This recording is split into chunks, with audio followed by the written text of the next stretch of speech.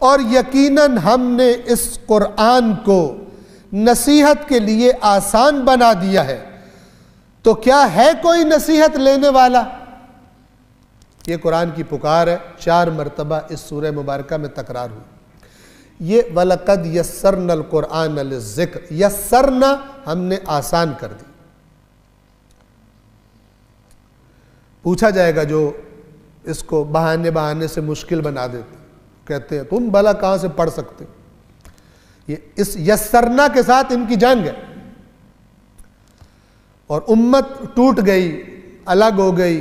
اب رزلٹ دیکھیں، رزلٹ کیا معاشرے میں؟ قرآن سے دین نہیں سمجھا جاتا، رائج نہیں ہے۔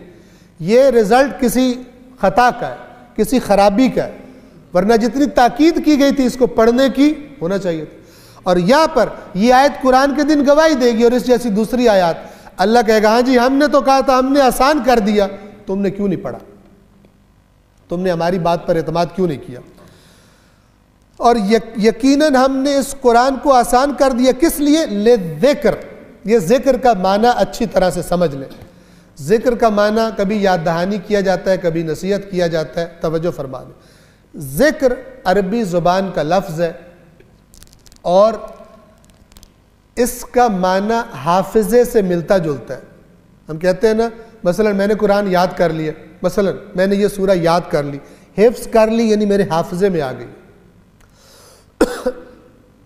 ذکر کا معنی حافظے سے ملتا جلتا ہے، لیکن کچھ فرق ہے۔ فرق کیا ہے؟ ہر وہ چیز جو آپ کے حافظے میں ہے، ضروری نہیں ابھی اس وقت آپ کی توجہ بھی ہو اس کی طرف۔ آپ کو کتنی چیزیں جو آپ کے ذہن میں محفوظ ہیں، ٹھیک ہے؟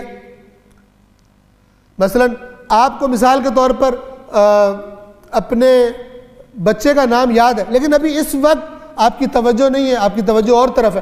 آپ کے حافظے میں ہے لیکن ابھی آپ کی توجہ نہیں ہے۔ میں نے کہا مثلا اپنے بیٹے کا نام یاد کریں، توجہ کرائی، آپ کے ذہن میں فوراً جن کے بیٹے ہیں آپ کو اپنے بیٹے کا نام مثلا ذہن میں آ گیا۔ یہ جو ذہن میں آنا، نہ کہ حافظے میں موجود ہونا، آ جانا، توجہ ہو جانا کسی چیز کی طرف، انسان متوجہ ہو جائے، یہ معنی ہے ذکر کا۔ اب چاہے کوئی چیز یاد تھی، بھولی ہوئی تھی، وہ یاد آ جائے، یا مسلسل یاد رہے، یعنی مسلسل توجہ رہے، اس توجہ کو، ذہن کی توجہ کو عربی زبان میں کہتے ہیں ذکر۔ اسی لیے اس کا ترجمہ نصیحت بھی کیا جاتا ہے، کیونکہ نصیحت کیا ہوتی ہے؟ کہا جا رہا کہ یہ جو کام آپ کر رہے ہیں آپ کو پتہ ہے اس کا نتیجہ برا ہے، ٹھیک ہے؟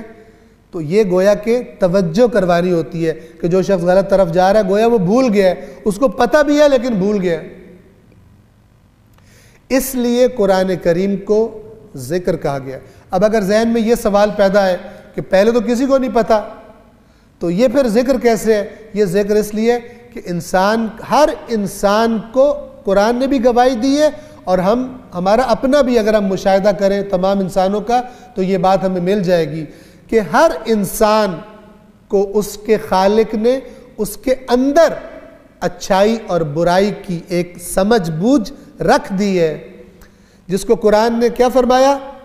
کبھی فرمایا فطرت اللہ التی فطر الناس علیہا، یہ دین جو اسلام تمہاری طرف ہم نے بھیجا ہے اپنے نبی کے ذریعے سے، یہ دین قیم، اس کی طرف سیدھا اپنا رخ کر لو۔ یہ وہ اللہ کی فطرت ہے جس پہ اللہ نے سب انسانوں کو خلق کیا، یعنی کوئی فطرت سے ہٹ کر کوئی بات تمہیں نہیں بتائی جا رہی۔ اگر اپنی خواہشات کو ہٹا دو گے، اپنے اندر بھی جھانک کر دیکھو گے، تو تمہیں ان باتوں کی تصدیق ملے گی اپنے اندر سے بھی، اگر خواہشات کو ہٹا دو گے۔ وہ جو ہے نا اپنے من میں ڈوب کر پا جا سراغ زندگی، تو اگر میرا نہیں بنتا نہ بن اپنا تو بن، اس کا معنی بھی یہی ہے کہ میری نصیحت تو نہیں سن رہا، تو سمجھ رہا میرا کوئی فائدہ، مجھے چھوڑ دے، اپنے اندر تو جھانک، تیرے اپنے اندر سے بھی تجھے گواہی ملے گی کہ یہ باتیں حق ہیں جو اللہ کے نبی نے بتائی، یہی ٹھیک باتیں۔ تو کبھی فرمایا اللہ کی وہ فطرت جس پہ انسانوں کو خلق کیا ہے، اور کبھی کیا فرمایا؟ کبھی فرمایا کہ توجہ فرمائے فَأَلْهَمَهَا فُجُورَهَا وَتَقْوَاهَا، اللہ نے فجور برائیاں و تقوی اور اچھائیاں الہام کر دی نفس انسان کو۔ تو یہ جو انسان غفلت میں اپنی اس فطرت کی اچھائیوں کو، اس سینس کو بھی بھلا دیتا ہے، گویا دفنا کے بیٹھا ہوتا ہے، نبی آ کر اس کو یاد دہانی کرواتا ہے، اوپر سے راکھ کو ہٹاتا ہے، کہتا ہے کہ تو اندر سے اپنے اندر جھانک کہ تو کیا چیز ہے، اللہ نے تجھے کس لیے پیدا کیا ہے، تو بے مقصد دنیا میں نہیں آیا۔ پس ذکر کیا ہے؟ توجہ۔ اب توجہ فرمائیں، اللہ کیا فرما رہے ہیں؟ وَلَقَدْ، یہ لقد عربی زبان میں قسم کے لیے آتا ہے کہ گویا اللہ قسم، اور قسم کس لیے کھائی جاتی ہے؟ تاکید کرنے کے لیے، کہ ہم نے قرآن کو ذکر کے لیے، یعنی جس چیز کی طرف ہم تمہاری توجہ کروانا چاہتے ہیں اس طرف توجہ کروانے کے لیے ہم نے قرآن کو آسان کر دیا۔ تو ہے کوئی توجہ کرنے والا؟ اس کا مطلب کیا ہے؟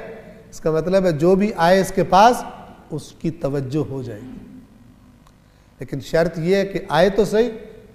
مولا علی علیہ السلام نے فرمایا یہ قرآن اتنا مخلص نصیحت کرنے والا ہے کہ جو کبھی دغا نہیں دیتا۔ کس کے پاس؟ جو آ کے بیٹھے اس کے پاس۔ بیٹھے سے مراد جیسے دوست کے پاس بندہ بیٹھتا ہے، مشورہ لیتا ہے، بات کرتا ہے، آپ کی رائے کیا ہے؟ قرآن کی رائے لے، نہ کہ اپنی رائے ٹھوسے قرآن پر۔ قرآن سے کہے ٹھیک ہے آپ یہ بات کر رہے ہیں لیکن میرے 40 سال تو یہی سنا ہے، لہٰذا آپ کی بات کا مطلب وہ ہے جو میں کہہ رہا ہوں۔ قرآن پر اپنے آپ کو ٹھوسنے والا یہ نامراد ہے، اس کو مراد نہیں ملے گی۔ بس یہ ذکر کا معنی انشاءاللہ یاد رکھیں گے۔ اور یقیناً ہم نے اس قرآن کو نصیحت کے لیے آسان بنا دیا، تو کیا ہے کوئی نصیحت قبول کرنے والا؟